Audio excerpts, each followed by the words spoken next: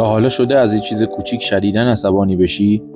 حس کنی کنترل نداری؟ قلبت تند بزنه، دستات بلرزه یا مغزت قفل کنه؟ اگه آره، این ویدیو رو تا آخر ببین، چون شاید زندگیت رو عوض کنه. وقتی عصبانی میشی، مغزت وارد حالت بقا میشه. مغز قدیمیت، همون قسمت اولیه مغز انسان که از دوران غارنشینی مونده، کنترل رو میگیره.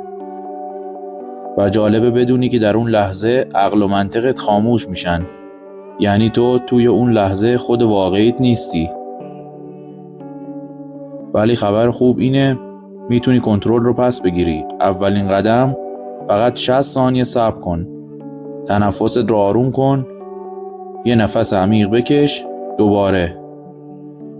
تحقیقات نشون داده فقط 90 ثانیه طول میکشه تا موج عصبانیت فروکش کنه. به شرطی که آتیشش رو با فکرهای منفی شعله‌ور نکنی.